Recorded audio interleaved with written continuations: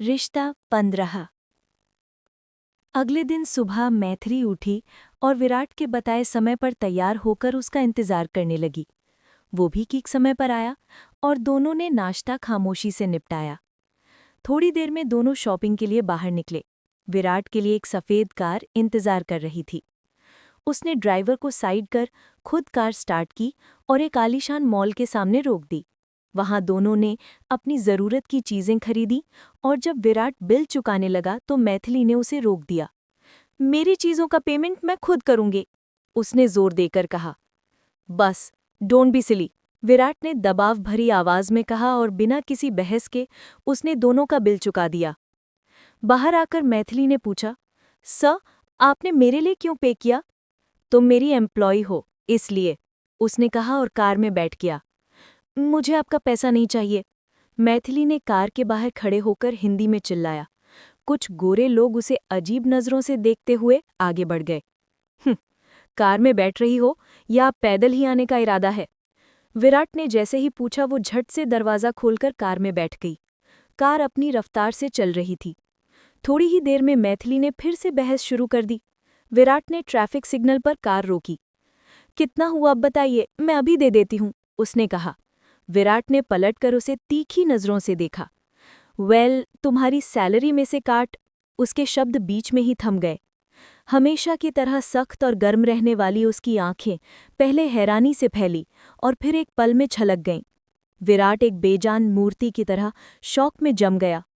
उसे इस तरह देख मैथिली हैरान रह गई। सर, क्या हुआ? Are you okay? मैथिली ने उसे आवाज़ दी पर वो किसी और दुनिया में खोया हुआ था। उसकी नज़रें सामने टिकी हुई थीं। हाँ, वो इस दुनिया में था ही नहीं। मैथिली से बात करते हुए उसने सिग्नल पर कार रोकी थी और सड़क पार करती एक लड़की को देखकर वो बुरी तरह कांप उठा था। उसका दिल पागलों की तरह धड़कने लगा। उसे शक हुआ कि कहीं उसकी आंखें उसे धोखा तो नहीं दे रहीं। आखिर जिसे उसने इतने समय से खोया हुआ समझा था, उसकी वो परी आज उसकी आंखों के सामने सड़क पर चल रही थी। उसके हाथ कांपने लगे। वो सांस लेना भी भूल गया। उसकी सारी इंद्रियां ठहर गईं। उसी पल सदमे में बैठे विराट को मैथिली ने पकड़कर जोर से झिंझोड़ा। सरा! मैथिली के इस एक्शन से विराट होश में आया और अगले ही पल वो चीखा, मायू, मायू! उसकी चीख से मैथिली सहम गई। उसकी आंखें विराट पर जम गईं। मेरी माही अभी भी जिंदा है, यस, जिंदा है, उसने खुशी और घबराहट के मिश्रण से कहा और तुरंत कार से उतरकर बाहर भागने की कोशिश की। लेकिन अफसोस, सिग्नल पर उसकी कार के दोनों तरफ गाड़ियां खड़ी थी। वो कार का दरवाज़ा भी नहीं खोल पा रहा था। वो फंस गया था। वो कार चला भी नहीं सकता था, इसलिए उसने स्टीयरिंग पर जोर से हाथ मारा और अपना सिर पकड़कर चीखने लगा, आह! आह! वो कार के अंदर ही सिसक रहा था। उसने कार की खिड़की खोली और बाहर खड़ी गाड़ियों को देखकर चिल्लाया, मूव, प्लीज मूव! अरे गाड़ी हटाओ यार, मेरी माही जा रही है, प्लीज! उसने कार का दरवाज़ा खोलने की फिर कोशिश की और जब नाकाम हुआ तो पूरी तरह से टूट गया। उसका रौब उस पल गायब हो गया। उसका कदम उस क्षण डगमगा गया। उसकी सख्त नज़रें आंसुओं में बदल गईं। उसका दबदबा वाला स्वभाव वहीं दफन हो गया। बेचारा, कुछ ही पलों में जान निकलने के दर्द को महसूस कर विराट तड़प कर रो रहा था। वो जानता था कि सिग्नल खुलने पर ही वो यहाँ से हिल सकता है। उसकी लाल हो चुकी भरी हुई आंखें सिग्नल की स्क्रीन पर गिर रहे अंकों पर टिकी थी। 46, 45, 44, 43। जैसे जैसे सेकंड गिने जा रहे थे, वो तड़प रहा था कि कब ये सेकंड खत्म हो और वो कार स्टार्ट करके अपनी माशुका के पास पहुंचे। 1 मिनट, सिर्फ 60 सेकंड, आज उसे एक युग जितने लंबे लग रहे थे। वो सिग्नल और सड़क पार करती लड़की को तड़पते दिल से देख रहा था और मैथिली की आंखें निस्तब्ध होकर उसी पर टिकी हुई थीं। कुछ ही देर में ग्रीन सिग्नल हुआ। विराट ने सड़क के दूसरी तरफ गई लड़की को ढूंढना शुरू किया। उसी समय मैथिली भी विराट की सारी बेचैनी, तड़प और दर्द देखकर आंसू लिए हैरान रह गई। जब उसे समझ आया कि ये वही लड़की है जिसे उसने उस दिन तस्वीर में देखा था, तो उसका दिल टूटकर बिखर गया। माही को फिर से सड़क के दूसरी तरफ देखकर विराट को यकीन नहीं हो रहा था और वो यकीन किए बिना रह भी नहीं सकता था। हाँ, वो मेरी माही है, वो मेरी माही है, वो पागलों की तरह बड़बड़ाने लगा। माही, माही, माही! कार की खिड़की से जोर से चिल्लाने पर पलक झपकते ही माही का अक्स उसकी आंखों से फिर ओझल हो गया।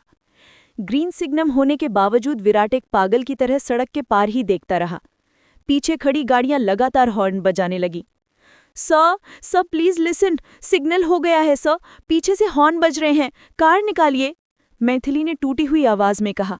विराट होश में आया और झट से कार आगे बढ़ाई। वो चाहता था कि तुरंत सड़क के दूसरी तरफ जाए, पर यह हाईवे था जहां तुरंत कार मोड़ना मुमकिन नहीं था। उसने टर्न लेने के लिए जगह ढूंढी और गाड़ी मोड़ी। थोड़ी दूर आगे जाकर उसने निगाहों से अपनी माशुका को तलाश किया, पर उसके हाथ निराशा ही लगी। मैथिली के लिए जगह नहीं थी, रास्ता अनजान। उसे पता नहीं चल रहा था कि कार कहाँ जा रही है या कहाँ रोकेगी। जब विराट ने कार सड़क के किनारे रोकी तो उसने होंठ भींचकर खामोशी साध ली। अंदर ही अंदर उसका दिल जख्मी हो रहा था। विराट, क्या आप यहाँ उतरना है? मैथिली ने असमंजस में दुखी होकर पूछा। विराट की बात, उसका सवाल विराट तक पहुंचा ही नहीं। विराट का दिमाग सड़क पार करके ओझल हुई माही की यादों में अटका हुआ था। माही, मैं तुम्हें मिस नहीं करूंगा, वो बड़बड़ाया और कार से उतरकर पैदल ही उस फुटपाथ पर माही को ढूंढने तेज भागा। मैथिली का मन और शरीर ऐसे जल रहे थे जैसे उन्हें आग में डाल दिया गया हो। उसकी आंखों से आंसू बहने लगे। वो और कितना दर्द बर्दाश्त करती। वो अपनी भावनाओं को सुनकर बैठी रही। अगर उस लड़की से इतना ही प्यार था तो उसी से शादी कर लेते। मैंने क्या पाप किया है? ये सोचकर उसका दिल छलनी हो गया। विवान, आप हमेशा ऐसे ही रहेंगे? जो आप पर भरोसा करे उसे बीच रास्ते में छोड़ देंगे? उस दिन मेरे गले में मंगलसूत्र डालकर मुझे विधवा बनाकर भाग गए, और आज मैं आप पर भरोसा करके इतना दूर आई हूँ। अगर बीवी नहीं मानते तो क्या इंसान भी नहीं समझते? अनजान शहर की सड़क पर मुझे छोड़कर जा रहे हैं। मन ही मन सिसकती हुई उसने अपनी आंखें कसकर बंद कर ली। कहाँ जाए पता नहीं, वो कार में ही जमकर बैठी रही। क्या उसे ऐसे आदमी की जरूरत है? नहीं, बिल्कुल नहीं। उसे ये विवाह नहीं चाहिए। बिना प्यार के रिश्ते की चाह रखना बेवकूफ़ी है, ये समझकर उसका मन थोड़ा मजबूत हुआ। जो विवान मर गया है उसे मरा हुआ ही रहने दो, ये फैसला लेकर उसने जोर से अपने आंसू पोंछे। फुटपाथ पर उतरा विराट सामने के शॉपिंग कॉम्प्लेक्स में गया और घंटों तक माही को ढूंढा, पर असफलता ही हाथ लगी। माही उसकी आंखों को दिखी ही नहीं। थका हारा उदास विराट पास की बेंच पर बैठ गया और सिर पकड़ लिया। उसका दिल तड़प रहा था। अपनी दिल की मलिका के लिए वो बेचैन हो रहा था। सब कुछ भूलकर विराट एक पत्थर की मूर्ति की तरह निस्तब्ध हो गया। विराट जहां छोड़कर गया था, मैथिली वहीं कार में सन्न होकर बैठी रही। अपनी माही को ढूंढने गया वो आदमी अभी तक वापस नहीं आया था। ये समझकर उसने एक कड़वी मुस्कान दी। जैसे जैसे समय बीता उसका गुस्सा बढ़ता गया। नई जगह उसे डरा रही थी। वो कार से उतरी और सड़क को घूरने लगी। उसी पल अपने पीछे उसने एक आवाज सुनी, हाय ब्यूटी। वो चौंक कर पलटी। वहां कबीर को देखकर उसके चेहरे पर मुस्कान आ गई। जैसे कोई अनजान जंगल में अकेला छोड़ दिया गया हो, उसे कबीर का आना थोड़ा सुकून देने वाला लगा। उसे बीच रास्ते पर छोड़कर गए विराट को कुछ घंटे बीत चुके थे और वो वापस नहीं आया था। अब उस पर भरोसा करना बेवकूफ़ी है। ये समझते ही उसने एक पल के लिए अपनी आंखें कसकर बंद की और फिर खोली। जैसे ही उसने आंखें खोली, कबीर ने उसके सामने खूबसूरत फूलों का गुलदस्ता आगे बढ़ाया। उन प्यारे गुलाबों को देखकर मैथिली अपना सारा दर्द भूल गई और उसके होठों पर मुस्कान खिल गई। रिश्ता 16। माही को ढूंढते हुए निराशा में डूबा विराट काफी देर बाद अपनी गाड़ी की तरफ लौटा। उसका बदन थका हुआ था। जैसे जैसे वो कार के पास आया, उसे मैथिली की यादें क्रमशः आने लगी। उसी पल वो दहल गया। उसे अकेले छोड़ आने पर वो खुद को कोसने लगा और एक अजीब सी घबराहट के साथ अपनी कार की तरफ तेजी से बढ़ा। थोड़ी देर में वो गाड़ी की पार्किंग वाली जगह पर पहुंच गया। सॉरी मैथिली, कहते हुए उसने जैसे ही कार का दरवाज़ा खोला, अंदर मैथिली को ना पाकर वो बौखला गया। उसकी आंखें तुरंत उसे उस सड़क पर ढूंढने लगीं। ओ गॉड, वेयर आर यू? वो बड़बड़ाया। तभी थोड़ी दूरी पर एक पेड़ के नीचे उसे कबीर के साथ मुस्कुराती हुई मैथिली दिखी। उसे देखकर पहले उसे सुकून मिला और अगले ही पल वो आग बबूला हो गया। वो तेजी से उनकी तरफ बढ़ा और दबाव भरी आवाज में पुकारा, मैथिली। इस आवाज पर उसने बड़े आराम से पलटकर उसे देखा और बोली, यस सर। विराट ने दांत पीसे। इस आदमी के साथ इसे क्या बात करनी है, ये सोचते हुए उसने कहा, लेट्स गो। उसकी नजरें एक कठोर आदेश दे रही थीं, अभी इसी वक्त मेरे साथ चलो। 1 मिनट मैथिली, कबीर ने कहा, इसमें मेरा नंबर है, रख लो, तुम्हारे काम आएगा। ये कहते हुए उसने अपना मोबाइल नंबर मैथिली को दिया। इस बार मैथिली ने इनकार नहीं किया और मुस्कुराते हुए ले लिया। Thanks Kabir, bye. उसने मुस्कुराकर सिर हिलाया। तुम्हारे लिए मैं हमेशा कबीर ही हूं, तुम मुझे कबीर ही बुला सकती हो, उसने कहा। मैथिली ने सिर्फ सिर हिलाया और कार की तरफ चल दी। विराट का शरीर तन गया। विराट कबीर के पास पहुंचा और सीधे पूछा, तुम मैथिली को क्यों टारगेट कर रहे हो? उसकी आवाज़ लोहे की तरह सख्त थी। बिकॉज आई लव हर, कबीर ने तुरंत जवाब दिया। व्हाट? विराट हैरान रह गया। कबीर के शब्दों से उसे बेहद जलन हुई। इतनी देर तक तनाव में रहा विराट का चेहरा जैसे ही कबीर ने प्यार का नाम लिया एकदम बदल गया। मैथिली तुम जैसी लड़की समझ रहे हो वैसी नहीं है कबीर, अगर टाइम पास करने का इरादा है तो खुद ही पीछे हट जाओ, विराट ने चेतावनी दी। मैं तुम्हारी तरह नहीं हूं मिस्टर विराट होंगविवान, जो एक दिन में धोखा देकर चला जाए, कबीर ने जोर देकर कहा। इसके इस बयान से विराट की भौहें तन गईं। तो तुम ही हो जिसने प्रोजेक्ट रोकने के लिए वो फोटो भेजी थी, राइट? उसकी नज़रों में तल्खी थी। यस। उसकी नज़रें कार के पास जाकर खड़ी हुई मैथिली पर ठहरीं। मैथिली ने अपनी हथेलियों को रगड़कर अपने दोनों गालों पर रखा। कबीर की नज़रें उसे प्यार से देख रही थीं। विराट ने भी ये गौर किया। लुक एट मी, मैं ये प्रोजेक्ट ड्रॉप नहीं कर सकता, जो करना है कर लो, मेरे साथ ये बचकानी हरकतें मत करना। बिजनेस डील के लिए मैथिली को इस्तेमाल करने की कोशिश भी मत करना, जान से मार दूंगा, विराट दहाड़ा। कबीर तुरंत विराट के पास आया और बोला, मेरे और तुम्हारे बीच चाहे जितनी भी प्रॉब्लम हो, मैं अपनी मैथिली को बीच में नहीं आने दूंगा। प्रॉब्लम सिर्फ तुम और मैं हो विराट, तुम और मैं लड़ेंगे। मेरी दुश्मन सिर्फ तुम हो, मैथिली नहीं। ये सुनकर उसके दिल में चुभन हुई। मेरी मैथिली? ये सोचते ही उसने गुस्से में आंखें बंद की और खोली। पहले उसका पीछा करना बंद करो, विराट ने कहा। ये कहने वाले तुम कौन होते हो? कबीर ने पलटकर पूछा। अपनी हद पार मत करो कबीर, मैं उसका बॉस हूं, गर्जा। तुम सिर्फ बॉस हो, पर मैं उससे शादी करने वाला हूं। डैम, विराट दहाड़ा और उसका कॉलर पकड़ने के लिए हाथ बढ़ाया, फिर ठिठक गया। क्या ये लड़का मैथिली की जिंदगी संवार सकता है? क्या इसका प्यार उसे खुशी दे सकता है? मेरे कारण उसने बहुत दर्द झेला है, अब कम से कम वो सुकून से जी ले। ये सोचकर वो अगले ही पल वहां नहीं लुका और अपनी कार की तरफ चलने लगा। पता नहीं क्यों उसका मन बेचैन हो रहा था। असमंजस में शांत होकर वो कार में बैठा और एक पल के लिए मैथिली को देखा। वो कार के अंदर बैठी बाहर के नज़ारों को घूर रही थी। विराट ने एक लंबी आह भरी। अगले ही पल उसने कार को उस होटल की तरफ बढ़ाया जहां वे ठहरे थे, और थोड़ी देर में वे वहां पहुंच गए। वहां पहुंचने से पहले ही उसके दिमाग में हजारों ख्याल उमड़ घुमड़ रहे थे। मैथिली को लेकर वो उनके लिए आरक्षित कमरे में घुसा, उसे सिर हिलाया और खुद के लिए विशेष कमरे में चला गया। उसका शरीर और मन बुरी तरह से थके हुए थे। वो अपने कमरे के सोफे पर ढह गया और थोड़ी देर के लिए आंखें बंद कर ली। इतने सालों तक जिसे मरा हुआ समझा था, उस माही को आज सड़क पर अपनी आंखों के सामने देखकर उसका मन तूफान की तरह उबल रहा था। क्या वो सच में उसकी माही है, या माही जैसी दिखने वाली कोई दूसरी लड़की? वो उलझन में अपना सिर पकड़ लिया। अगले ही पल उसने सोचा, मैथिली ने भी तो मुझे देखकर ऐसे ही दर्द महसूस किया होगा। जिसे मरा हुआ समझा था, वो विवान जब उसके सामने आया तो वो सिसक कर रोई थी, इतनी तड़पी थी। वो भी तो बेचारी है। यह सोचते ही उसे उस पल मैथिली का दर्द का एहसास हुआ। उसका दिल दर्द से भर गया। एक प्यार की खातिर मैंने कितने लोगों को तकलीफ दी है, यह सोचकर वो टूट गया। मेरी वजह से मैथिली की जिंदगी बर्बाद हुई है, मुझे ही इसे ठीक करना होगा। ये फैसला लेकर उसने उसी पल तय कर लिया कि अब मैथिली मेरी जिम्मेदारी है। फिर उसने अपना फ़ोन उठाया और पेरिस की एक मशहूर डिटेक्टिव एजेंसी से संपर्क किया। उसने माही की तस्वीर भेजी, माही की फ़ोटो, और आज जहां उसे देखा था वो जगह बताकर उसने माही के बारे में सारी जानकारी जुटाने को कहा। हेनरी नामक उस डिटेक्टिव ने 2 दिन के अंदर उस लड़की के बारे में पूरी जानकारी देने का वादा किया और कॉल काट दी। इसके बाद ही उसके दिमाग में चल रहे सारे ख्याल रुक गए। अब वो माही के बारे में आने वाली खबर का इंतजार कर रहा था। उसका मन जोर देकर कह रहा था कि आज उसने जिसे देखा वो माही ही है। थोड़ी देर में कमरे में रहा नहीं गया, उसने अपनी कार की चाबी उठाई और बाहर आकर मैथिली को आवाज़ दी। उसकी आवाज़ सुनकर दरवाज़ा खोलकर वो उनके कॉमन हॉल में आई और बोली, कहिए विराट। मुझे बाहर थोड़ा काम है, मैं उसे खत्म करके आता हूँ। माही को ढूंढने का काम है सर? उसने संयत आवाज़ में पूछा, जिसमें कोई अधीरता नहीं थी।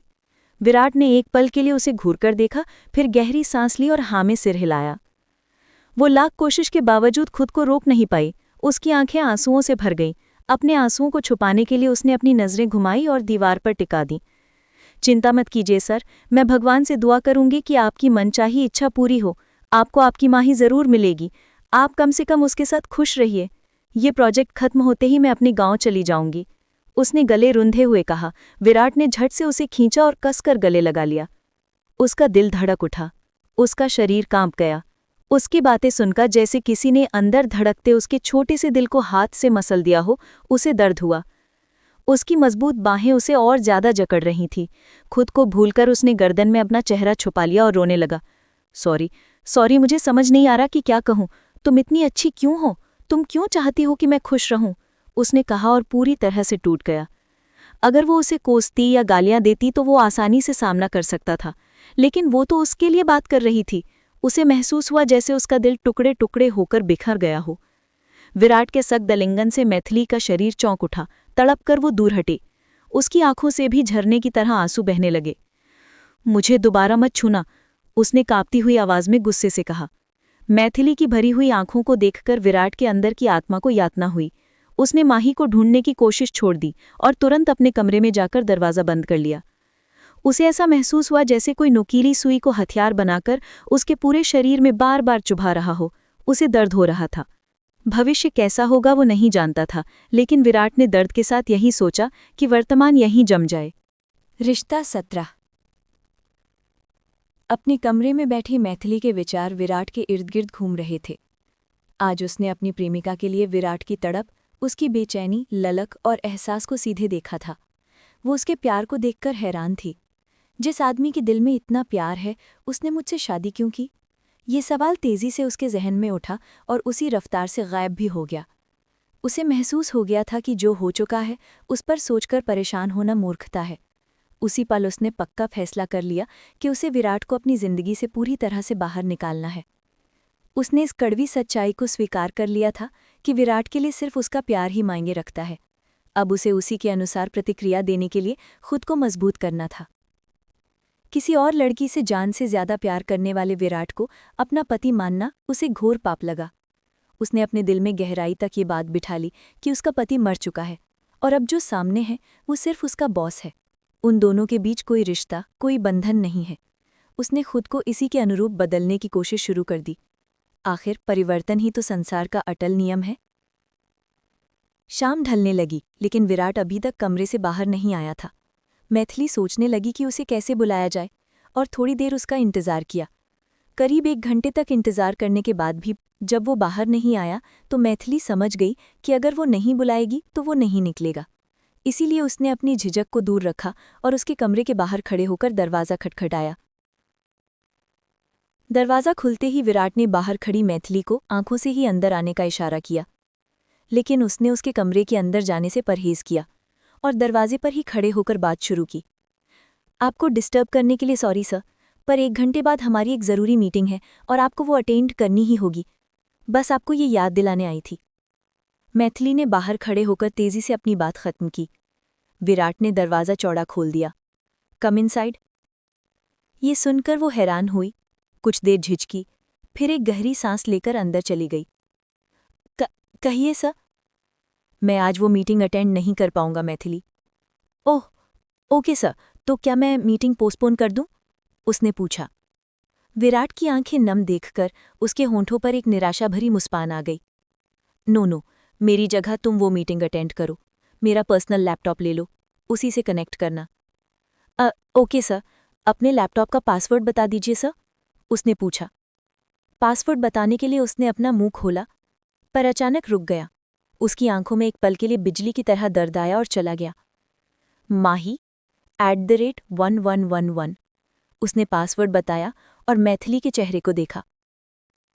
उसने अपने चेहरे पर कोई भाव नहीं आने दिया, छिपा लिया और कहा, okay sir, password noted. Virat के ओके कहते ही वो तुरंत उसके कमरे से तेजी से निकली और अपने कमरे में आकर अंदर हो गई। उसी पल उसके फ़ोन पर कॉल आया। उसने फ़ोन उठाकर कान से लगाया। हेनरी का फ़ोन देखकर उसे शक हुआ कि कहीं माही के बारे में कोई जानकारी तो नहीं मिल गई। जैसा उसने सोचा था, फ़ोन पर हेनरी ने गला खंगार कर बोलना शुरू किया। गुड इवनिंग सर, आपने जिस लड़की के बारे में पूछा था, हमने उसकी पूरी डिटेल्स निकालनी है। उसका नाम माही सुंदर है। उन्होंने भी उसी कॉलेज से पढ़ाई की थी जहां से आपने पेरिस में की थी। ये सुनते ही विराट की आंखों से आंसू बहने लगे। Hello sir, are you online? Henry ने पूछा। यस, विराट ने कहा। उसकी रौबीली आवाज़ नहीं निकल पा रही थी। माही सुंदर की सारी डिटेल्स मैंने आपके मेल और आपके व्हाट्सएप पर एक डॉक्यूमेंट के रूप में भेज दी हैं, चेक कर लीजिए। ओके हेनरी, अगर आपको इससे भी ज़्यादा जानकारी चाहिए तो आप मुझसे सीधे मिल सकते हैं। Thank you so much Henry, मैं अभी चेक करके आज रात आपसे मिलने आता हूँ, कहकर उसने कॉल काट दिया और अपने व्हाट्सएप पर आए माही के डॉक्यूमेंट को डाउनलोड किया। उसके हाथ कांपने लगे, उसकी आंखें अंधे की तरह भटक रही थीं। फिर फ़ोन पर जम गई। उसका दिल तेज़ी से धड़कते हुए गले में आ गया। बिना किसी विलंब के उसने घबराहट में उस डाउनलोड किए गए डॉक्यूमेंट को खोलकर पढ़ना शुरू किया। पहली लाइन पढ़ने से पहले ही उसका चेहरा पसीने से भीग गया था और पूरा शरीर पसीना पसीना हो गया था। आसपास के माहौल को भूलकर उसने अपना पूरा ध्यान फ़ोन में मौजूद डेटा शीट पर लगाया। उसमें लिखी जानकारी देखकर वो स्तब्ध रह गया। उस डेटा शीट में माही की पूरी डिटेल थी। इतने दिनों तक जिसे वो प्यार में धोखा खाकर मर गई थी समझकर तड़प रहा था, उसकी प्रेमिका माही मरी नहीं थी। उसे ये जानकर कि उसकी शादी हो चुकी है और उसका एक बच्चा भी है और वो अपने पति के साथ एक खुशहाल जिंदगी जी रही है, उसकी आंख की सफ़ेद पुतनी लाल हो गई। वो निढाल होकर सोफे पर धम से गिर पड़ा और थोड़ी देर आंखें बंद करके शांत रहा। उसके मन में सिर्फ दर्द भरा था। उसका सीना खाली हो गया था, जैसे अंदर कुछ बचा ही ना हो। उसकी अंतरात्मा उस पर व्यंग्यात्मक ढंग से हंस रही थी। जितने दिन तूने मैथिली के साथ किया, आज वही माही ने तेरे साथ किया है। भगवान है मेरे दोस्त। उसकी अंतरात्मा ने तिरस्कार भरे लहजे में कहा। सीने में तेज चुभन महसूस हुई। उसने अपना सीना दबाया और झट से सोफे से खड़ा हुआ। उसने अपने सामने रखी कांच की मेज पर हाथ से जोर से मारा और उसे तोड़ दिया। उसे महसूस हुआ जैसे उसका पूरा बदन आग की तरह जल रहा हो। उसके हाथ से खून टपकने लगा। उसने हाथ झटका और अपने सिर को जोर से सहलाया। उसका मन घायल हो चुका था। उस कमरे और अकेलेपन में उसका दम घुटने लगा। वो झट से अपने कमरे से बाहर निकला, अपनी कार उठाई और बेतरतीब तरीके से तेजी से चलाने लगा। उसकी कार हवा को चीरती हुई बहुत तेज जा रही थी। एक मोड़ पर वो अपना गुस्सा रोक नहीं पाया और चीखा, माही। उसे याद आया कि उसे मरा हुआ समझकर वो किस तरह तड़पा था। उसने ये नाटक किया था कि वो अपने प्यार की वजह से मर गई है। उसने कितने लोगों को तकलीफ दी। अपने परिवार के होते हुए भी अनाथों की तरह गुआ में तकेले रहा। आज सब बर्बाद हो गया। आंखों से बहते आंसुओं को पोंछते हुए उसने हेनरी द्वारा भेजे गए डॉक्यूमेंट में देखा कि माही किस समय कहाँ जाती है। उसने देखा कि इस समय वो कहाँ होगी और तुरंत अपनी कार को उसी जगह के लिए मोड़ा। हेनरी के डेटा शीट में लिखा था कि इस समय माही अपने बेटे के साथ पार्क में होगी। वो तुरंत उस पार्क में आया और हर जगह उसे ढूंढने लगा। पूरे पार्क में ढूंढने पर भी जब वो नहीं मिली तो उसका सब्र जवाब दे गया। अंदर आग की तरह जल रहे गुस्से को काबू में करके वो पार्क से बाहर निकला। उसी समय उसने अपने हाथ में फ़ोन देखते हुए पार्क में दाखिल होती हुई माही को देखा और हैरान रह गया। उसे इतने करीब देखकर उसका दिल एक पल के लिए रुक गया, फिर धड़क उठा। अगले ही पल उसने अपने डगमगाते कदमों को मजबूती से ज़मीन पर रखा और उसकी तरफ बढ़ा। उसी समय अपने रास्ते में किसी आदमी को खड़ा देखकर माही चौंक गई और सवालिया नज़रों से उस आदमी के चेहरे को देखा। Excuse me, please move. उसकी बात अधूरी रह गई। उसे देखते ही उसे ऐसा शौक लगा जैसे बिजली का झटका लगा हो। उसके सामने विवान खड़ा था, वही आदमी जिससे उसने जी जान से प्यार किया था। उसे अप्रत्याशित रूप से इतने करीब देखकर उसकी आंखें छलक आईं और लगातार आंसू बहने लगे। उसके होंठ फड़फड़ाकर शांत हो गए। वो उसकी तरफ देखती हुई जड़ हो गई। उसकी आंखों में भी विराट से कम नहीं, बल्कि बराबर की तड़प, दर्द और लगक साफ दिखाई दे रही थी। उसी पल मम्मी कहते हुए माही के प्यारे बेटे ने दौड़कर उसे गले लगा लिया। ये सब देख रहे विराट ने आरोप भरी नजरों से उसे घूर कर देखा। रिश्ता 18। कॉफी शॉप में सामने की कुर्सियों पर माही और विराट एक दूसरे को देखते हुए बैठे थे। विराट की नज़र माही से हटकर उसकी गोद में बैठे उसके बेटे पर टिकी हुई थी। माही ने मिले हुए समय में खुद को संभाला और सामान्य हो गई। विराट से मिलकर उसका चेहरा खिल उठा था। आखिरकार वो उससे 3 साल बाद मिल रही थी। कैसे हो विवान? उसने पूछा। मैं ठीक नहीं हूं, उसने तुरंत जवाब दिया। क्यों? तुम यहाँ कब आए? तुम्हारी वाइफ कैसी हैं? माही ने लगातार सवाल दागे। इतने दिनों तक मुझे लगा कि तुम मर चुकी हो। मैं पागल की तरह जी रहा था, विराट बोला। उसके बोलने के ढंग पर माही का चेहरा सिकुड़ गया। उसने सीधे उसे देखा और थोड़े कड़े लहजे में पूछा, मुझे किसने कहा कि मैं मर गई? तुमने देखा था क्या विवान? उसकी सीधी नज़रों और शांत सवाल पर विराट के अंदर गुस्सा भड़क उठा। उसने जोर से मेज पर अपना हाथ पटका और बोला, तुम्हारी माँ ने कहा था। जब मैं इंडिया में था तभी मैंने तुम्हें कॉल किया था। तुम्हारी माँ ने फ़ोन उठाया और फूट फूट कर रोने लगी। उन्होंने कहा कि मैंने किसी और से शादी कर ली, इसलिए तुमने सुसाइड कर लिया। तुम्हें पता है मैं कितना तड़पा। मैं सबको वहीं छोड़कर तुमसे मिलने भाग कर आया था। यहाँ आकर देखा तो तुम्हारी माँ ने मुझे अंदर ही नहीं आने दिया। उन्होंने कहा सब तुम्हारी वजह से हुआ, तुमने प्यार करके धोखा दिया और उसे मार डाला, कहकर मुझे डांटकर भगा दिया। इतना कहकर विराट का गला रुंध गया। पर तुमने मुझे जिंदा ही मार डाला, ये सच है ना विवान? मेरे लिए वापस आओगे, ये कहकर ही तो तुम गए थे, उसने कहा। मेरी माँ ने जहर पी लिया था। उन्होंने मुझसे बिना पूछे शादी की बात पक्की कर दी। जब मैंने मना किया तो उन्होंने धमकी दी कि जहर पी लूंगी। मुझे लगा वो बस धमकी दे रही हैं, पर उस रात उन्होंने वही कर दिया जो कहा था। हम सब घबरा गए। मेरे पास कोई रास्ता नहीं था, इसलिए मैंने शादी कर ली। लेकिन अगले दिन सुबह ही मैंने तुम्हें कॉल किया। तुम्हारे बहुत सारे मिस्ड कॉल आए हुए थे। मैं घबराकर तुम्हें कॉल किया, पर उन्होंने कहा कि तुम अब इस दुनिया में नहीं हो। तुम्हारे मरने की बात पता चली तो मेरी जान ही निकल गई थी। उस दिन मैं बहुत डिप्रेशन में चला गया। जिसे भी देखता लगता कि तुम्हारी मौत के लिए वही जिम्मेदार है। जिस परिवार को पता था कि मैं प्यार करता हूं, फिर भी जबरदस्ती मेरी शादी करवा दी। मैंने उस पूरे परिवार से नफरत कर ली। उनकी वजह से एक जान चली गई थी। मैंने सोचा कि उन्हें इसकी सजा मिलनी चाहिए। अपने दोस्तों की मदद से मैंने एक डेड बॉडी ली, उसे अपने कपड़े पहनाए और समंदर की चट्टानों से टकराकर चेहरा बिगाड़ने जैसा सेट किया। पोस्टमार्टम रिपोर्ट को अपने फेवर में लिखवाया। वहां मौजूद हर किसी को यकीन दिलाया कि विवान मर गया। उस दिन से आज तक मैंने अपनी जिंदगी में छोटी सी खुशी भी महसूस नहीं की। दर्द, दर्द, दर्द। तुम्हारी मौत की वजह मैं हूं, यही दर्द मुझे जिंदा मार रहा था। उसकी आवाज में सिर्फ तकलीफ थी। विराट की बातें सुनकर माही सन रह गई। अपनी नम आंखों को कंट्रोल करते हुए उसने कहा, सॉरी, सॉरी विवान। माँ ने तुमसे झूठ कहा, उसके लिए मैं माफ़ी मांगती हूँ। जब तुम मुझसे प्यार करके गए तो मैंने कभी नहीं सोचा था कि तुम किसी और से शादी कर लोगे।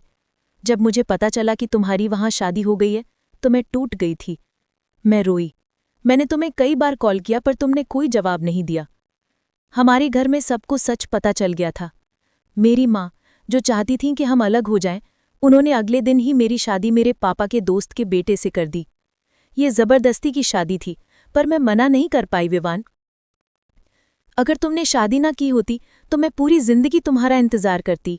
यकीनन मैं तुम्हारे लिए रुकती, लेकिन तुम जाने के अगले दिन ही अपने घर वालों की बताई हुई लड़की से शादी कर चुके थे, तो किस उम्मीद पर मैं तुम्हारा इंतजार करती? मैं तुम्हारे बारे में घर पर मुंह भी नहीं खोल पाई। मेरे पास कोई और रास्ता नहीं था, इसलिए मैंने मामा से शादी कर ली। शादी के बाद मेरे पति को बिजनेस के सिलसिले में कनाडा जाना पड़ा। वो मुझे भी अपने साथ ले गए। मुझे लगता है उसके बाद ही तुम मुझे ढूंढते हुए हमारे घर आए होगे। तुम मुझे ढूंढकर वापस ना आ जाओ, इसलिए उन्होंने तुम्हें कॉल पर कहा होगा कि मैं मर गई। पर जब तुम हमारे घर आए तो उन्हें डर लगा कि तुम फिर से मेरी जिंदगी में आ जाओगे, इसलिए उन्होंने उस झूठ को सच बना दिया। मेरा कनाडा जाना उनके लिए फायदेमंद हो गया। इतना कहकर उसने अपनी आंखें पोंछ ली। ओह, विराट का दिल खालीपन से भर गया। इसमें न तुम्हारी गलती है न मेरी विवान। जो हो चुका, अब उसके बारे में बात करने का कोई फायदा नहीं। तुम्हारी अपनी वाइफ है, मेरे अपने हस्बैंड है, एक बेटा है। जो है उसे लेकर खुश रहना ही सबके लिए अच्छा है। प्यार करने वाले सब एक नहीं होते हैं ना, माही ने कहा। उसकी बातों से उसके अंदर ज्वालामुखी फट पड़ा, पर उसने खुद को रोका। ये मेरा बेटा है, नाम विवान। सुनते ही विराट अचानक हंस पड़ा। तो तुमने अपने बेटे का नाम मेरे नाम पर रखा है, राइट? उसकी रईसी वाली अदा वापस आ गई थी। विवान, पहले प्यार को भुलाना मुश्किल होता है। उस दर्द से मैं भी गुजरी हूं। अच्छा, मुझसे ज्यादा दर्द तुमने सहा। मेरे न होने पर तुमने शादी कर ली, कनाडा जाकर खुशी खुशी जी रही हो। तुम्हारे साथ तुम्हारे हस्बैंड और बेटा हैं। अभी तुम यहाँ वेकेशन पर आई हो, राइट? पर मैं 3 साल से मर रहा हूं। तुम अब नहीं हो ये जानते हुए भी सिर्फ तुम्हें सोच कर जी रहा था। मेरी जिंदगी में कितनी ही लड़कियां आईं, मैंने सबको भगा दिया। पैसे और शोहरत के लिए कई लोगों ने मुझसे नज़दीकियां बढ़ाईं। मैंने उनकी परछाई तक को नहीं छुआ। मैं वो पापी हूं जिसने ब्याही हुई पत्नी को तुम्हारे लिए छोड़ दिया। तुम्हारी मौत को न्याय दिलाने के चक्कर में मैंने ऐसा गुनाह किया है जिसे माफ नहीं किया जा सकता। माँ बाप भाई दादी सब कुछ होते हुए भी इतने सालों से गोवा में एक अनाथ की तरह अकेले जी रहा हूँ। हफ्ते में 5 दिन मैं गधे की तरह काम करता हूँ, बाकी 2 दिन नशे में पागल की तरह सिर्फ तुम्हें याद करके रोता हूँ। एक दिन भी तुम्हें नहीं भूला। जब तुम थीं तब जितना प्यार किया उससे ज्यादा प्यार तब किया जब पता चला कि तुम मेरी नहीं हो, लेकिन मेरा प्यार तुम्हारे लायक नहीं है। बस करो विवान, ज्यादा मत बोलो। एक लड़के के लिए अकेले कितने भी दिन जीना मुमकिन है, पर एक लड़की के लिए समाज में ऐसे जीना मुमकिन नहीं। ऐसा जीना बहुत मुश्किल है और जी भी नहीं सकते। इसका मतलब ये नहीं कि मैंने तुमसे झूठा प्यार किया। मैंने भी तुम्हें दिल से चाहा था। सिर्फ प्यार के सहारे इस दुनिया में नहीं जिया जा सकता विवान। हमें किसी साथी की जरूरत जरूर होती है। उसी पल विराट का मन मैथिली को याद करके हिल गया। वो मैथिली जो 3 साल से अपनी जिंदगी छोड़कर एक विधवा की तरह सिर्फ उसे दिल से चाहकर जी रही थी। उसका खूबसूरत चेहरा उसकी आंखों के सामने आया और चला गया।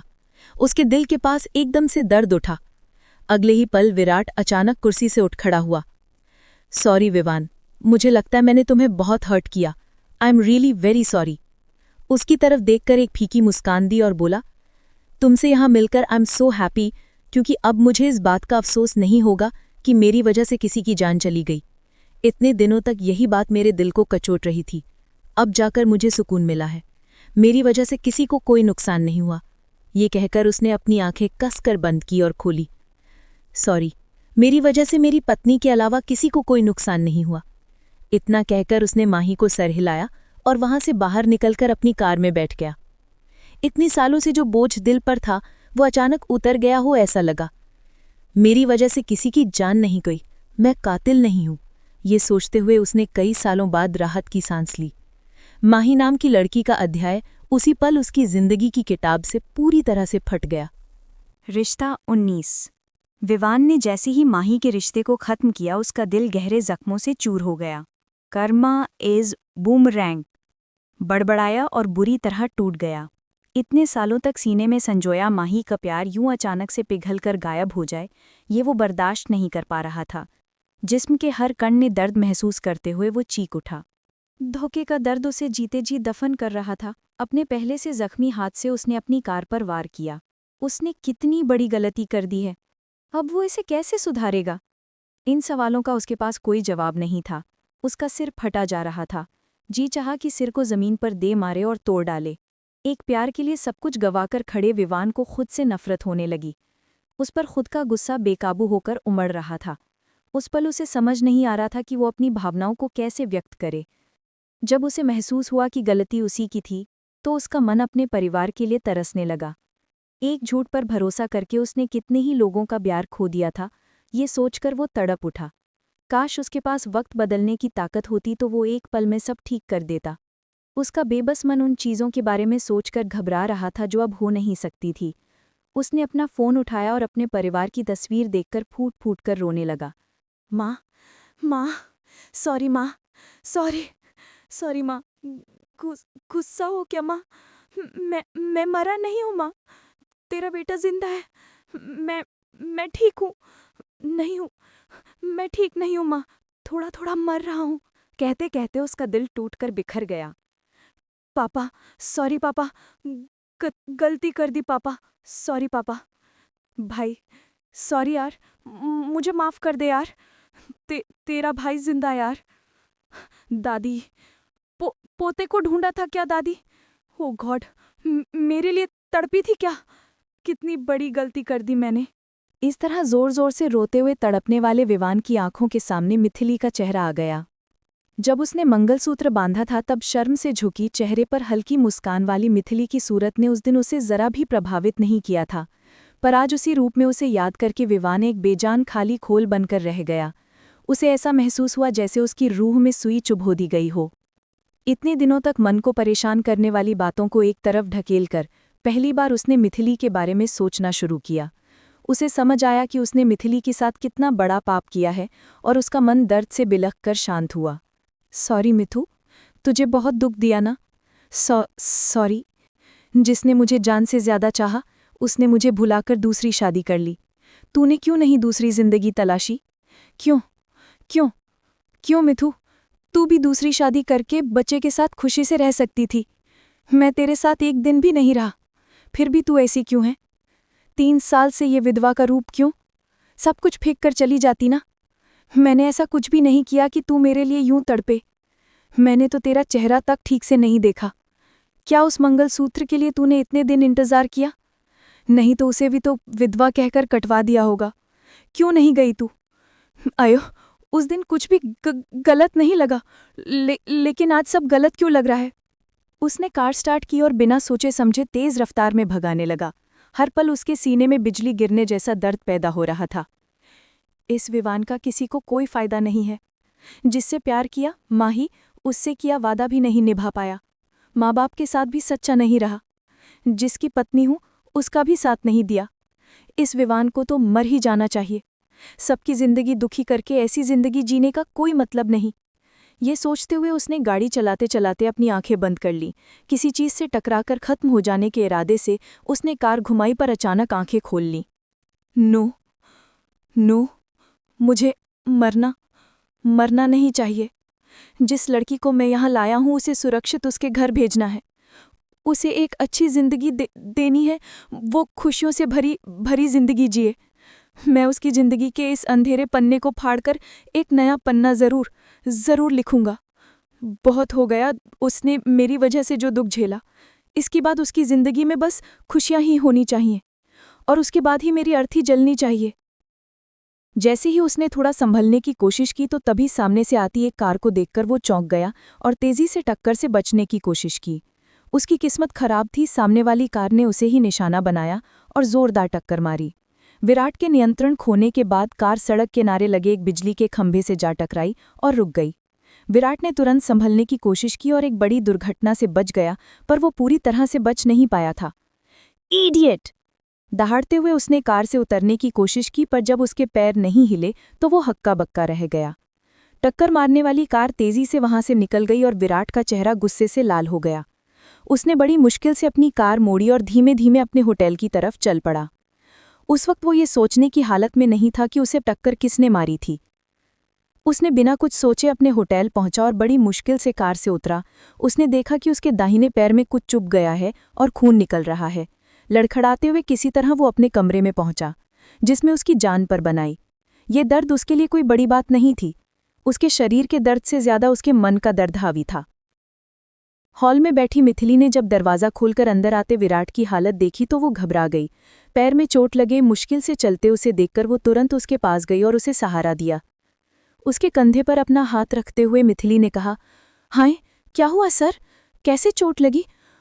ओहो, हाथ से भी खून आ रहा है सर। उसकी नज़रें सिर से लेकर पैर के तलवों तक उसे बेचैनी से जांच रही थी। उसके होंठ के नीचे चोट देखकर वो डर गई। मिथिली के कंधे पर हाथ रखे वो धीरे धीरे चलता हुआ अपने कमरे में गया और बिस्तर पर बैठ गया। घबराओ मत मिथिली, छोटा सा एक्सीडेंट था, मैं अब ठीक हूं, विराट ने कहा। ऐसे ही बैठे रहिए सर, हिलना मत, कहकर वो अपने कमरे की तरफ भागी। उसकी घबराहट और बेचैनी देखकर विराट का दिल पिघल गया। वो सोचने लगा कि उसने कितनी अच्छी लड़की की जिंदगी बर्बाद कर दी है और दर्द से आंखें बंद कर लीं। मैं तुम्हें जल्दी ही इस नर्क से बाहर निकालूंगा मिथु, उसने मन में कहा। जब उसने देखा कि मिथिली वापस आ रही है तो वो फिर से शांत हो गया। मिथिली भागती हुए उसके कमरे में आई। उसके हाथ में फर्स्ट एड बॉक्स था। बिस्तर पर लेट जाइए सर, मैं आपकी जख्मों पर दवा लगा देती हूँ। उसने उसे गौर से देखा और कहा, तुम्हें मेरे लिए ये सब करने की कोई ज़रूरत नहीं है, देर हो गई है, तुम जाओ और सो जाओ। उसने विराट को उसके कमरे में भेजने की कोशिश की। ये भी मुझे पता है सर, पर जो भी हो, इंसानियत नाम की कोई चीज़ होती है ना। आपकी जगह कोई भी होता मैं उसकी मदद करती। जब मैं अनजान लोगों की मदद करती हूँ तो अपने बॉस की मदद किए बिना कैसे रह सकती हूँ। आपके जख्मों पर दवा लगाने के बाद सो जाऊंगी। ये कहकर उसने उसके घाव साफ करना शुरू कर दिया। की हल्की सी आवाज़ के साथ विराट ने आंखें बंद कर लीं। मिथिली ने उसके पैर पर दवा लगाने के बाद उसके हाथ पर भी दवा लगाई। उसने देखा कि उसके होंठ के नीचे थोड़ी सूजन है तो उसने पानी में रुई भिगोई और विराट के होंठों को उंगली से पकड़कर नीचे रुई से पहुंचा तो विराट घबराकर उठ बैठा। नो थैंक्स मिथु, बस अब मैं संभालूंगा, तुम जाओ और सो जाओ, उसने सख्त लहजे में कहा।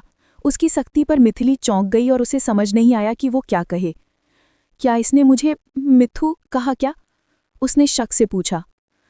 यहाँ बस तुम और मैं है ना, इसलिए तुम्हें बुलाया। तुम्हारा पूरा नाम लेते लेते मेरा मुंह दुख जाता है, इसलिए इस नाम पर शिफ्ट हो गया। चलो अब जाओ और सो जाओ, उसने मजाक करने के अंदाज में कहा और उसे वहां से जाने को कहा। विराट ने दर्द से आंखें बंद कर ली। उसे समझ आ गया कि आने वाले दिन उसे लड़कर ही काटने पड़ेंगे।